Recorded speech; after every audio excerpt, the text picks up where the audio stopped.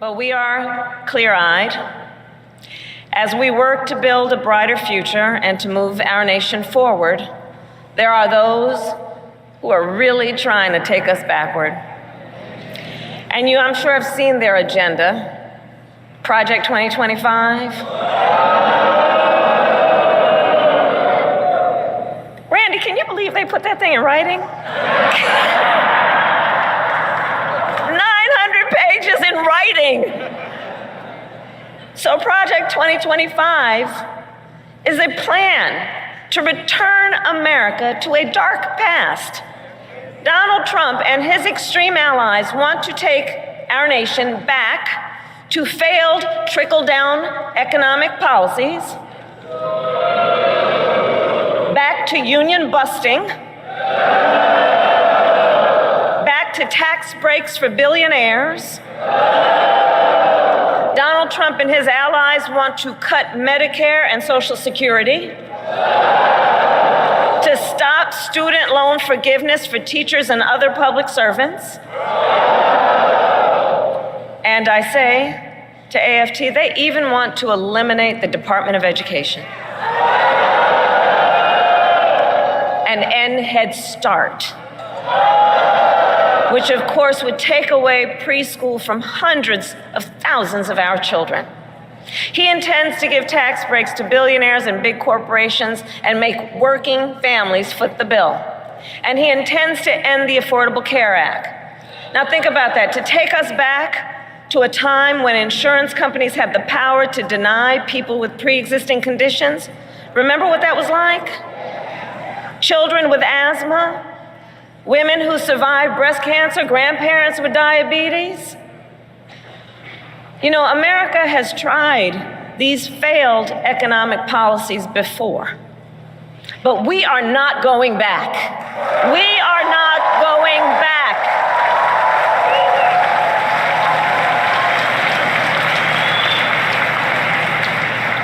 No, we will move forward. And one of the best ways to keep our nation moving forward is to give workers a voice, to protect the freedom to organize, to defend the freedom to collectively bargain, to end union busting.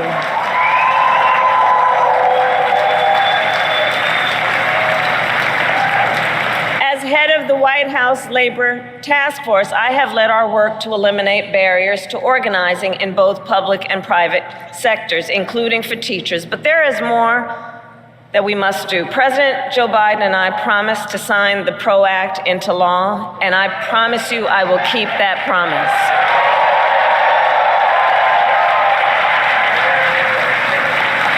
Because when workers join together and demand what is fair, everyone is better off. Understand, and I say this everywhere I go, understand, you may not be a union member, but you should thank unions, and I'm looking to the cameras in the back of the room, not them, but the people who might be watching.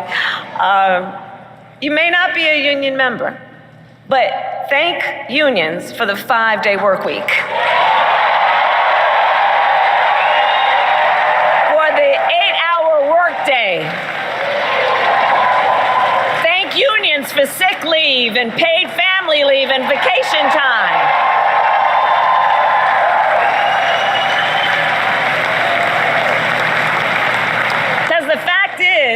Unions helped build America's middle class. And when unions are strong, America is strong.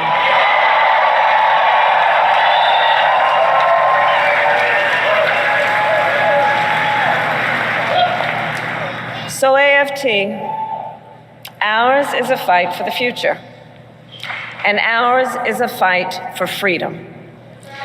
In this moment across our nation, we witness a full-on attack on hard-won, hard-fought freedoms. While you teach students about democracy and representative government, extremists attack the sacred freedom to vote. While you try to create safe and welcoming places where our children can learn, extremists attack our freedom to live safe from gun violence. They have the nerve to tell teachers to strap on a gun in the classroom, while they refuse to pass common sense gun safety laws.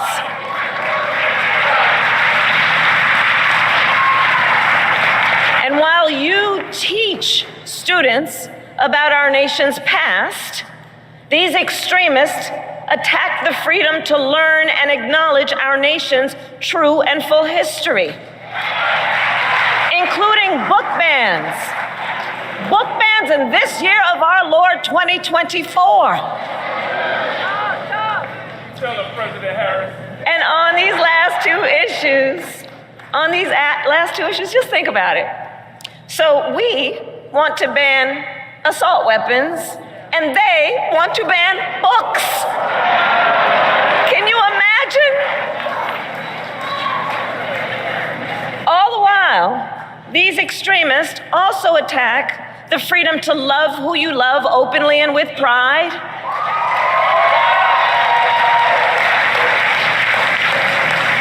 They passed so-called don't say gay laws. Now I have to tell you, so many of you may know, in 2004, on Valentine's Day weekend, I was one of the first elected officials in the country to perform same-sex marriages.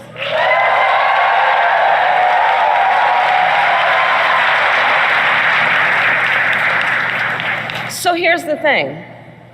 It pains me so to think 20 years later that there are some young teachers in their 20s who are afraid to put up a photograph of themselves and their partner for fear they could lose their job. And what is their job? The most noble of work, teaching other people's children. And God knows we don't pay you enough as it is.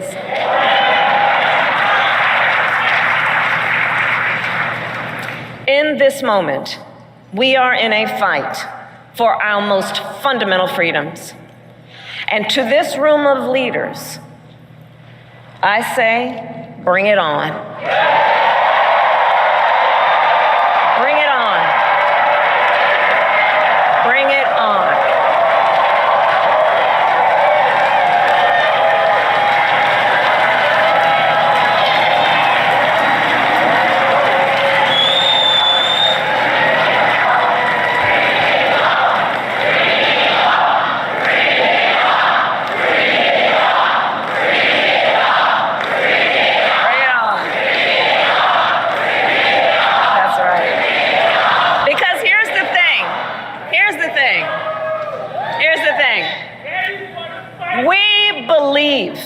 In our country.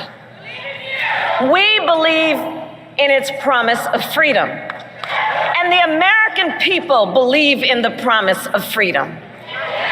So we are in the fight. We who believe in the freedom to vote will pass the John Lewis Voting Rights Advancement Act and the Freedom to Vote Act. We who believe in the freedom to live safe from gun violence will pass an assault weapons ban.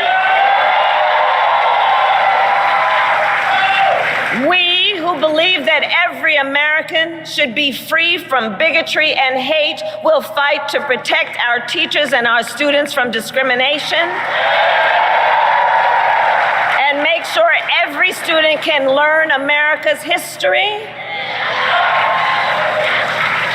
And we who believe in reproductive freedom will restore the freedom of a woman to make decisions about her own body and not have her government telling her what to do.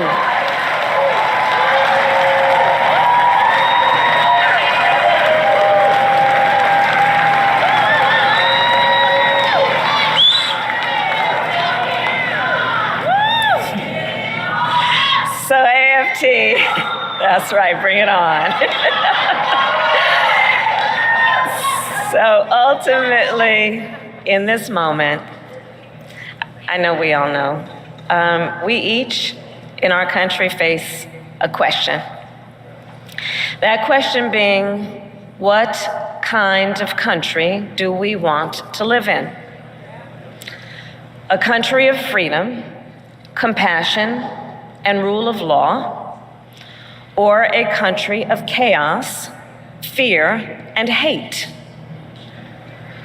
The beauty of our democracy is that we each have the power to answer that question when we vote. And when we vote, we make our voices heard. So today I ask you, AFT, are you ready to make your voices heard? Do we believe in freedom? Do we believe in opportunity? Do we believe in the promise of America? And are we ready to fight for it? And when we fight, we win. God bless you, and God bless the United States.